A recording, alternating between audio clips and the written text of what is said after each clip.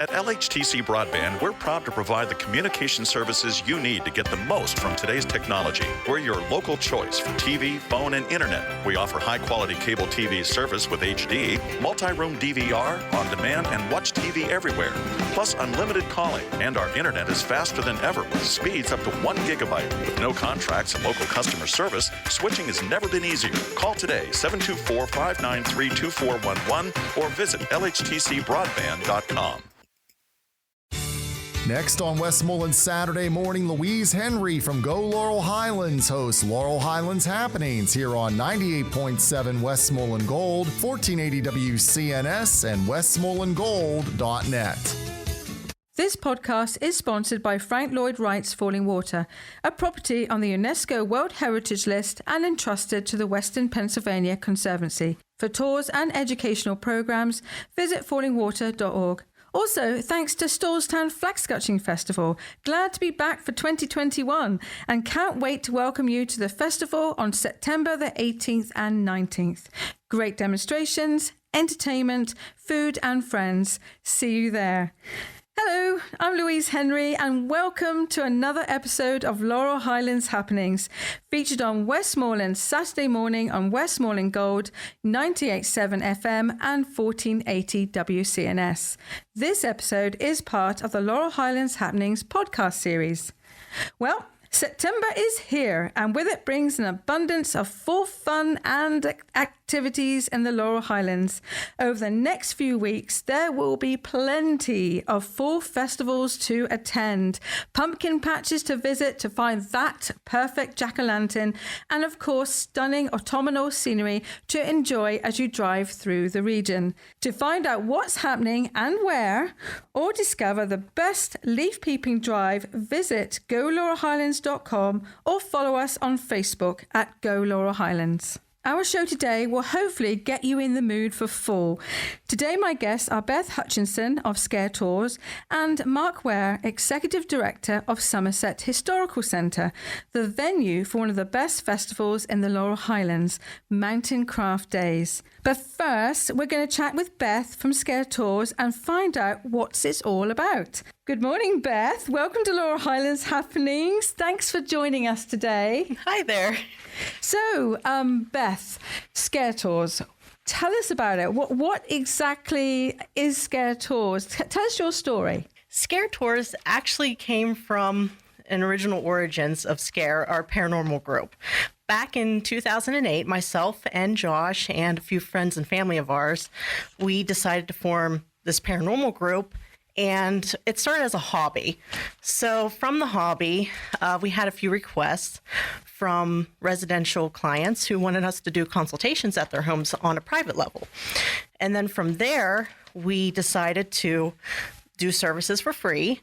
And it grew into where locations were asking us to do tours and guided ghost hunts. And of course, with that, we were doing it on a volunteer basis. So now we're into Scare Tours where we can actually charge and help with the funding for locations that may potentially be haunted. So anything that people pay for in ticket sales, we share with the locations as well. Oh, that's cool. That's nice. So really, it's grown out of a hobby like so many businesses do. It started off as an interest and it's kind of just evolved and grown to the point where, you know, this is keeping you really busy. Probably as busy as your full-time jobs, and you think, you're going to start charging for this a little bit because it's a lot of work, I'd imagine. Oh, yeah, definitely. A lot of time and a lot of money, that's for sure. And probably quite a bit of equipment too. I'm thinking paranormal activity, sort of investigations and equipment. You probably got to lug a lot of that around too. Oh my goodness, the investment in the equipment we have, it's a lot. Yeah. Okay. So that's how you got started. Tell us about the tours part of it. You say you have different locations. How does the tours work? Because you don't actually have like a venue yourself, do you? You go out to different places and you offer tours. So just give us a little bit more of an indication of how that goes. So if there is a location that is interested in our services, we offer our event planning services for free for them. So let's say in a location, they consider themselves haunted. They have some stories, some history.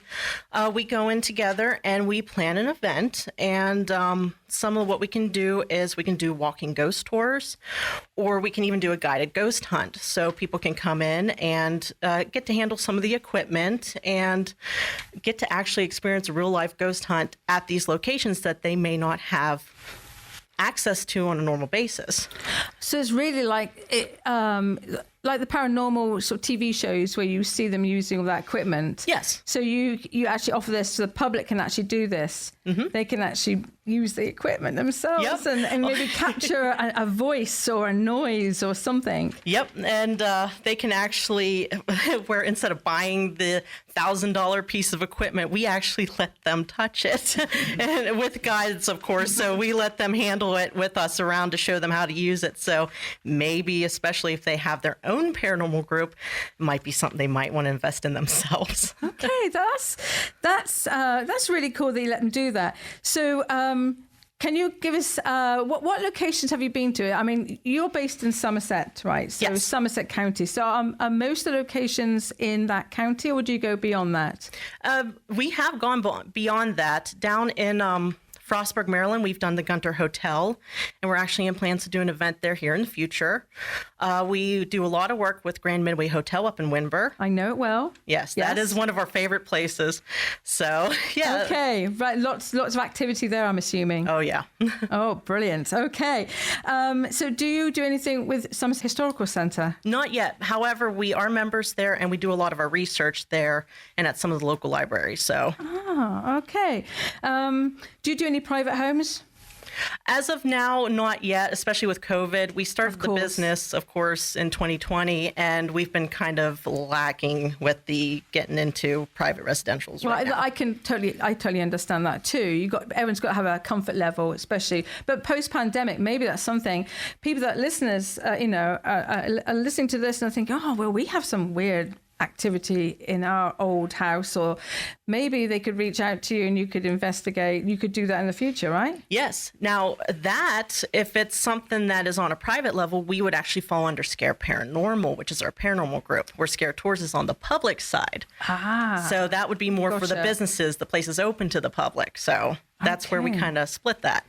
So when you do the tours and it's open to the public, are they limited in number? Do you have a certain amount per group? You'll do? I guess it depends on the buildings and who you can, how many people you can fit in. The size of the location is definitely the factor there. Okay. We've had as little as 6 people in a location to as much as 50. Wow. So 50 at once? Yeah. And well, we divide the groups. So if 50 people were to come out, we would do groups of maybe 10. And we would rotate them. Yep. And sort of rotate them through different rooms or different sites on that. Yep. And if there's one spot, we'll have a guide there and they would explain what's going on. Then we rotate people through different areas and the locations. So it gives them a little mix of what they can experience in a location. Ooh, okay. So any of these tours that you're doing in the future, how do you let people know, the public know that they're going ahead? Do you have them on your website? Do you put them up on social media? We actually do both. So we have a website, which is scaretoursusa.com, and we post a lot of our events on our event link. But we're mostly active on Facebook online, and that's with Scare Tours LLC. And we are a little bit we do have an Instagram account, so that is where we post a lot of our photos, right? And that's where we're limited at right now. So okay, so folks, if you're interested in just doing this whole paranormal activity investigation stuff, is to keep checking in on that website and the social media page to see what's going on, what you're doing. So I have to say, we are, this September, we're moving into probably the busiest time of the year for you, really. October is just around the corner. I'm assuming you've probably got tours and events planned from now through to the end of October and Halloween. Yes, almost every weekend it seems. So the kickoff of the season, of course, is the world's largest ghost hunt. That is our kickoff. Hang on, the world's largest ghost hunt. I've never heard of this. Okay, explain, because this sounds really intriguing. Okay, so the world's largest ghost hunt started back in 2016 by a group of paranormal enthusiasts. One of the names that are at the head of this event is Maria Schmidt, and she is a wonderful lady. She's actually based out in Ohio. And Brian Kano, who actually was on Haunted Collector, who that show is actually hosted by John Zaffis. So for anyone who knows the paranormal shows, they actually did an episode up at Grand Midway Hotel. And Brian Kano actually incorporated an experiment, what he calls the bridge experiment, into the world's largest ghost hunt. Now, that is where, when they formed this, it was supposed to be for historical preservation. So all these locations from all around the world could come together on this one day. It's the last Saturday of September every year, which is actually National Ghost Hunting Day. It is an official national holiday. Wow. Okay. So I didn't even know this either. So National Ghost Hunting Day is September the 25th. Yes, this year. Okay. So. Okay. Why that particular day? Why not Halloween? Yep, they figured Halloween is when paranormal people get busy. It's as soon as October hits, they're doing their own tours, their own things. Halloween, they want to enjoy Halloween. So when you start at the end of September, it kicks off the Halloween Correct. season. Yes. Yes, so right. Okay, so go on. Tell us about National Ghost Hunting Day. So all these locations from all around the world with all these different paranormal groups and individuals come together on this one day to live stream their ghost hunts into this event, which the command center is this year at the Conjuring House in Rhode Island. Oh, okay. And the Metaphysical Center, which Brian Kano is hosting with Dustin Perry, is over in Fort Mifflin in Philadelphia. So these different locations live stream for an hour online on this day, and those links can be seen at nationalghosthuntingday.com, and the locations are listed there with all the links for the live stream, and people can watch it, and if they don't see it live, they can watch it later because it is being recorded. Oh, that's brilliant, because sometimes you can't always do that live streaming stuff because life gets in the way, right? When you know. But okay, so I'm assuming you're doing some fun stuff for this. Yes. So tell us what you're doing. We have 2 locations. Okay, so the one location, now this one's just the live streaming one, is at the Haunted Hollow in Rockwood. And that is with us and 2 other paranormal groups. One is Freelance Paranormal with Rick Bowden, and the other one is with Joe Weigel from AHS Paranormal. And he's going to be there at the Haunted Hollow as well with the performers from the Haunted Hollow. So we're going to do this live stream. Okay. Oh, that's really cool. So so live stream, there's no public going to be, there's no admission. Nope, nothing. Not for that It's private. It's you guys. You're doing the live streaming. So what about the other location you're doing, which is also in the Laurel Highlands? Yes, the other location is at Red Lantern Bed and Breakfast up in Myersdale. Mm-hmm. And that one is open to the public. We are selling tickets. We are opening up for 10 participants, and it's $65 a person, and the tickets can be purchased online on our website.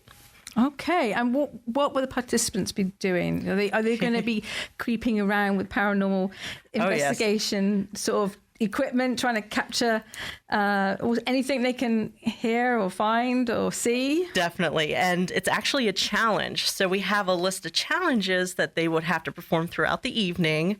And we actually have a point system planned. Whoever gets the most points wins a grand prize. Okay. So is it a bit like when you say challenges, I'm thinking like those escape rooms. Is it similar to that? No. Or no? For example, one might have to go into a room and ask some questions all by themselves. With an audio recorder. Maybe one might get to mess with another piece of equipment and see if they can get some interaction with it. Oh, gotcha. Okay. So, and this is happening September the 25th. Yes. What time does it kick off? Red Lantern will be starting at 8:00 at night, and we'll go over midnight into 4 a.m. So it'll actually go till the end of the ghost hunting day itself. It's like all night into the wee hours. Okay. All right, folks, those who are listening that want to get involved with all this paranormal activity and see what you can find, you can find out more information at, tell us again, Beth, where can we find it all? ScareToursUSA.com. Okay, brilliant. And you're also on Facebook? Yes, we are on a Scare Tours, Scare Tours LLC. Brilliant. Okay, this has been great. New stuff I've never heard of. I've learned a lot today. Thank you for being our guest, and good luck with everything. Thank you. Before we move on to our next guest, we're going to give a quick shout out to our awesome sponsors. This podcast is sponsored by Frank Lloyd Wright's Falling Water, a property on the UNESCO World Heritage List and entrusted to the Western Pennsylvania Conservancy. For tours and educational programs, visit fallingwater.org. Also thanks to Storstown Flax Sketching Festival. Glad to be back for 2021 and can't wait to welcome you to the festival on September the 18th and 19th. Great demonstrations, entertainment, food and friends. See you there. To learn more about Pennsylvania's Laurel Highlands, visit golaurelhighlands.com or follow us on Facebook at Go Laurel Highlands. Welcome to Laurel Highlands Happenings. Our next guest is Mark Ware, Executive Director of Somerset Historical Centre. Good morning, Mark. Good to have you on the show again. Good morning. So, I have asked you on the show because it is fall festival season and Somerset Historical Centre, I'm sure, is very busy preparing for the 51st Mountain Craft Days Festival. So, let's start. Tell us a little bit about the festival. You know, what's the dates, the location, and everything else? Okay, well, the dates are September 10th, 11th, and 12th from 10 till 5 each day. And we are about 4 miles north of Somerset on Route 985. Very easy to find. Just follow the signs to direct you to the site. Okay. So, Mountain Craft Days is a staple of the fall festivals in the Laurel Highlands. And as I just said, it's its 51st year. Can you give us a brief history of the event, you know, from the foundations right up to like the present day? Sure. It all started around 1970 when Betty Halp and a few other persons here at the Historical Society thought that the old crafts were being lost, and they decided to get together and try to preserve some of those old practices. At that time, it started out with just 5 artisans, and now it's grown to about 75 to 80 artisans demonstrating traditional crafts. And from day one, it was based on you had to demonstrate your craft and share your skills with the people that come, as well as sell your products. Okay, so now a lot of these artisans and people that do these traditional crafts, tell us who you have coming. I've been to the festival several times. I love it. I love your festival. But for those listening that have never attended, tell us the kind of crafts that are demonstrated at this festival. Well, from the very beginning, we started to put the crafts throughout the wooded area and the outdoor area instead of in a big building or in a big tent. So you're scattered throughout forest and meadow, you might say, and the crafts are scattered throughout that area. And we have some of the crafts that normally you don't see, such as coopering. We do have blacksmithing, and we have needlepoint. We have our lime kiln in operation. We have tinsmiths, stone cutters, log hewers, a good variety of the traditional crafts, and something for everyone. Oh, absolutely. I mean, what I really enjoy about the festival is that you can start off and you slowly weave your way through the trees, and there's lots of different vendors and sutlers there, and they're dressed in sort of period garb too, and they are demonstrating these crafts, and you can buy things. It's great to see the blacksmiths. It's great to see the tinsmith and the wonderful array of tin products that he makes too. And then you're moving on, and like you see, the log hewing too. It's a really wonderful educational day as well as a fun day. That's right. Friday is designated for School Students Day. Schools and homeschoolers can come. It's a reduced admission that day. And we try to do as much educational things as we can. So the artisans are all geared to talk with the students and explain their craft and share their expertise with them. We also have an apprenticeship program where we try to teach and perpetuate those traditional crafts. The money raised at our auction is used to train people or expand their knowledge or buy them tools to get started in a craft. And many of our artisans started out as apprentices and have developed their craft from that. That's a really cool idea. I didn't know you did that. That is really good to know for those that really want to do a traditional craft, start it out as a career. That is really good to know. So apart from the vendors, the craftspeople, you have other activities going on in the festivals. Can you just share a bit about that too? Sure. The entertainment is mostly music throughout the wooded area, and it's not a big stage or a big public address system that they use or amplifiers. They're situated in the wood in small pods, and you can just sit and listen to the music as it would have been played 100, 200 years ago or whatever. We have dulcimer music with Sam Rosetta. He's one of the top dulcimer makers in the United States and musicians. We have a group of people that come together to play dulcimer. They're called Chords of Praise, just community members. We have bagpipers. We have high strung, which is a Scottish instrument group, and we have square dancers doing the old-fashioned square dancing, and they get the visitors involved and teach them how to square dance as well. That is very cool. I've done some square dancing, some contra dancing, and it's a fun thing to do. Once you're not getting yourself in a pickle, going around the wrong way. But I love doing that kind of thing too.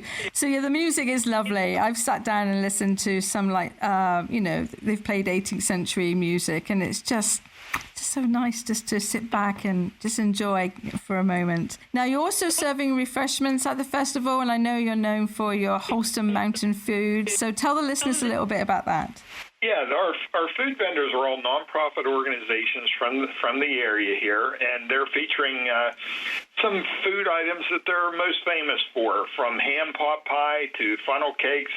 The Somerset County maple producers are serving maple sugar and that toothsome spatza treat, which is a gooey taffy maple treat in Somerset County.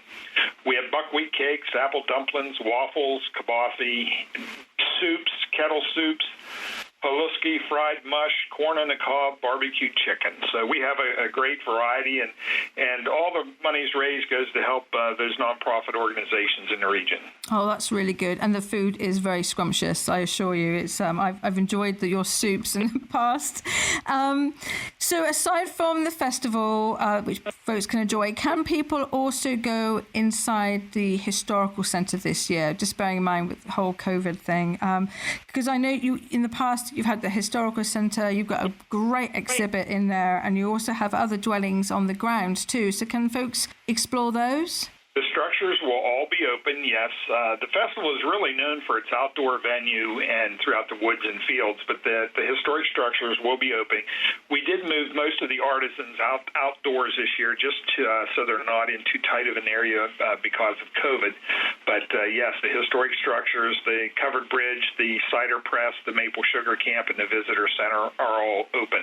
Oh, fantastic. What about, is it Hoffman's Barn, where you've got that lovely general store and all sorts of transportation artifacts? That's open? Yes, Huffman Hall is open, and in fact, we're converting that into a maple museum to showcase Pennsylvania's maple history.